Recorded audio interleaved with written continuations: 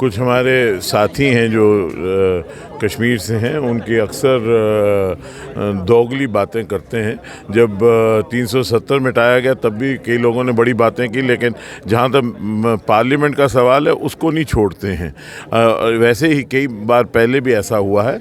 अपनी पार्लियामेंट की सीट या अपनी सीट को नहीं छोड़ेंगे, लेकिन बात लोगों की करेंगे। लोगों का विश्वास उनसे उठ चुका है।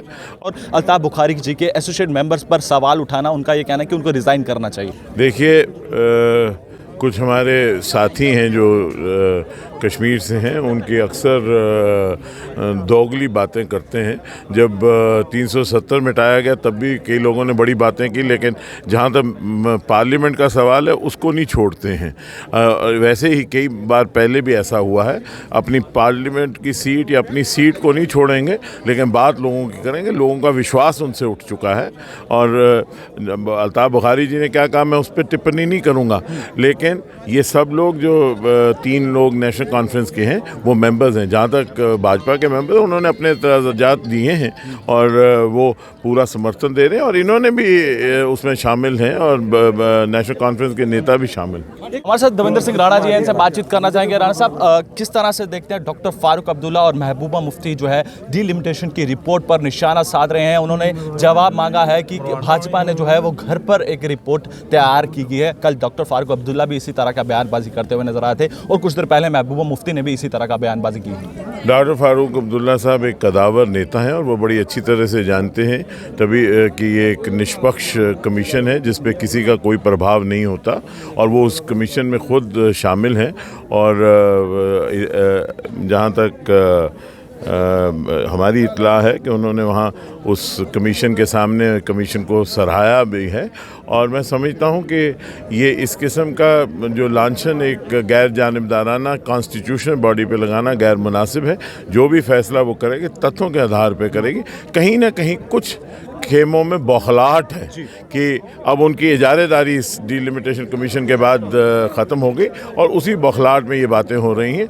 आखिर अगर हर इस कमीशन का बुनियादी ये मकसद है कि हर शख्स जो जम्मू कश्मीर में रहता है उसको बराबरी का हक मिले, और हर शख्स को बराबरी का पॉलिटिकल एम्पावरमेंट हो। उस पर किसी को क्या एतराज़ हो सकता है? मैं समझता हूँ कि बुखारी ने भी कल ये कहा है कि 5 एसोसिएट मेंबर को रिज़ाइन करना चाहिए, क्योंकि ये रिपोर्ट जो है वो तैयार जो है वो हुई है मगर बेहतर नहीं हुई है, और प्रदर्शन कर रहे हैं लोग, आक्रोश में है। अनंतनाग को हो, रजौरी पुंछ के लोग हो, वो आज भी प्रदर्शन कर रहे थे। चाहे वो सुचेतगढ़ के लोग हों, वो भी प्रदर्शन कर रहे हैं। कुछ पार्टी से पोस्ट से रिज़ाइन भी किया है। उस सब चीज़ों को आप किस तरह से देखते हैं? और अल्ताफ बुखारी जी के एसोसिएट मेंबर्स पर सवाल उठाना, उनका ये कहना है कि उनको रिज़ाइन करना चाहिए। देखिए, कुछ हमारे साथी हैं जो कश्मीर से हैं, उनकी अक्सर दोगली बातें करते हैं।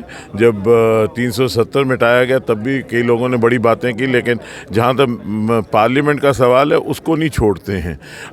वैसे ही कई बार पहले भी ऐसा हुआ है। अपनी पार्लियामेंट की सीट या अपनी सीट को नहीं छोड़ेंगे, लेकिन बात लोगों की करेंगे। लोगों का विश्वास उनसे उठ चुका है। और अल्ताफ बुखारी जी ने क्या कहा, मैं उस पर टिप्पणी नहीं करूँगा, लेकिन ये सब लोग जो 3 लोग नेशनल कॉन्फ्रेंस के हैं वो मेंबर्स हैं। जहाँ तक भाजपा के मेंबर, उन्होंने अपने एतराज़ात दिए हैं, और वो पूरा समर्थन दे रहे हैं, और इन्होंने भी उसमें शामिल हैं, और नेशनल कॉन्फ्रेंस के नेता भी शामिल हैं। तो आपने देखा कि हमारे साथ बातचीत करने के लिए मौजूद थे दविंदर सिंह राणा जी, जिन्होंने साफ तौर पर निशाना साधा है और ये कहा है कि जिस तरह से महबूबा मुफ्ती हो या फिर डॉक्टर फारूक अब्दुल्ला द्वारा जो है एसोसिएट मेंबर्स पर सवाल उठाए जा रहे थे, वो अब पूरी तरह से उन्होंने ये कहा है कि जल्द ही ये रिपोर्ट जो वो तैयार हुई है वो जनता के हित में हुई है। हालांकि जो आक्रोश जरूर देखने को मिल रहे हैं, उनको जल्द ही जो अंतिम रिपोर्ट होगी उसमें क्या निर्णय रहेगा वो देखने वाला समा रहेगा। और इसके साथ साथ महबूबा मुफ्ती और डॉक्टर फारूक अब्दुल्ला पर भी सवाल उठाते हुए नजर आए हैं। तब तक के लिए आप बने रहें JK 24/7 के लिए। कैमरा पर्सन दीपक कुमार के साथ अनिल शर्मा की रिपोर्ट। धन्यवाद।